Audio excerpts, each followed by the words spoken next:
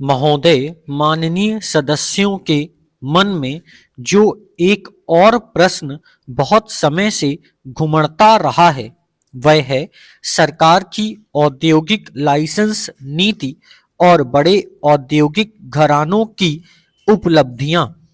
हम धन और आय के समुचित वितरण के प्रति वचनबद्ध अवश्य हैं, लेकिन हमें उत्पादन और विकास को भी साथ साथ बढ़ाते जाना है, क्योंकि इसके बिना हम अपने देश की दरिद्रता को दूर करने की ओर नहीं बढ़ सकते।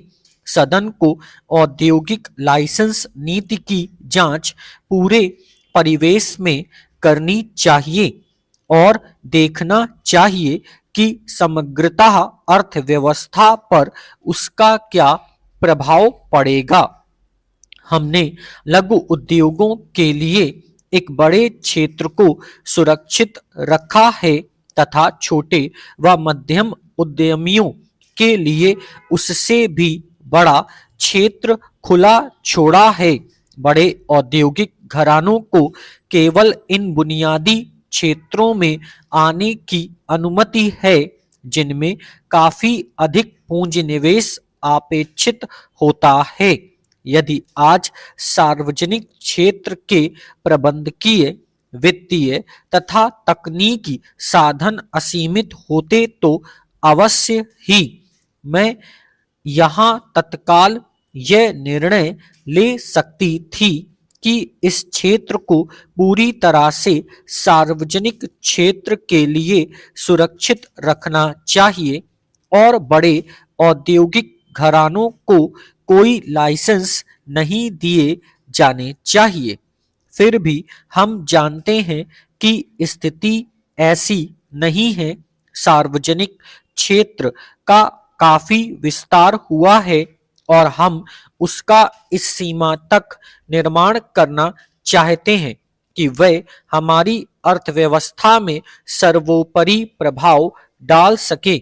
लेकिन बुनियादी क्षेत्रों के मामले में जिन्हें सार्वजनिक क्षेत्र वित्तीय या तकनीकी या अन्य साधनों के अभाव के कारण अपने हाथ में लेने में असमर्थ हैं, हमारे सामने विकल्प यही है कि हम या तो अपनी जरूरत की चीजें बाहर से मंगाएं या इन औद्योगिक घरानों में से कुछ को इस क्षेत्र में आने की अनुमति दें, जिससे देश को बढ़े हुए उत्पादन और रोजगार के अवसरों का लाभ मिले। ऐसा कोई निर्णय नहीं लिया गया है जो औद्योगिक लाइसेंस नीति के विरुद्ध हो और सरकार के पास ऐसे पर्याप्त अधिकार हैं कि वे बड़े औद्योगिक घरानों को दिशा दे सकें, उनके कामों को नियंत्रित कर सकें और यह सुनिश्चित कर सकें कि वे राष्ट्रीय हित में काम करें। हम इस समस्या पर लगातार विचार करते रहते हैं। प्रत्येक मंत्रालय को हमारा यह निर्देश रहता है कि इन घरानों को राष्ट्रीय हितों के अनुकूल काम करना चाहिए। अभी तक योजनाओं और राष्ट्रीय नमूना सर्वेक्षणों में आंकड़े दिए जाते रहे हैं। महोदय, दूसरा बड़ा प्रश्न मूल्य वृद्धि का है। हम मूल्यों की स्थिति के बारे में चुपचाप नहीं बैठे रहे हैं। हम ऐसा कर नहीं सकते। मुझे उस गहरे कष्ट का पूरी तरह एहसास है जो मूल्य वृद्धि द्वारा सभी को, विशेषता कमजोर वर्गों जैसे खेतिहर मजदूरों, बंदी आय वालों आदि का होता है। लेकिन जो लोग भय का संचार करने की कोशिश करते रहते हैं, उनके कथनों से हमें अपना विवेक नहीं खो देना चाहिए। वे मूल्य वृद्धि को तीव्र मुद्रास्फीति की भूमिका मानते हैं। हमें तथ्यों को सही ढंग से समझना होगा। हमें जानना होगा कि वास्तव में किन कारणों से कितनी वृद्धि हुई है। 2 दिनों के आंकड़े मेरे पास हैं। 18 जुलाई 2001 को समाप्त होने वाले सप्ताह को, जिसमें थोक मूल्य सूचकांक एक वर्ष पहले की अपेक्षा 4% ऊंचा है। दूसरे आंकड़े 25 जुलाई को समाप्त होने वाले सप्ताह के हैं और इनमें थोक मूल्यांक सूचकांक गत वर्ष की अपेक्षा अधिक है। अनाजों के लिए सूचकांक 2% कम है और चावल को छोड़कर अन्य सभी अनाजों के मूल्य पिछले वर्ष की अपेक्षा गिरे हैं। सरकार का उद्देश्य पारिवारिक जरूरत की 4 चीजों के दाम स्थिर रखना है। चावल के दाम 2% बढ़े हैं, लेकिन गेहूं, ज्वार और बाजरे की कीमतें पिछले वर्ष के इसी सप्ताह की अपेक्षा कम हुई हैं।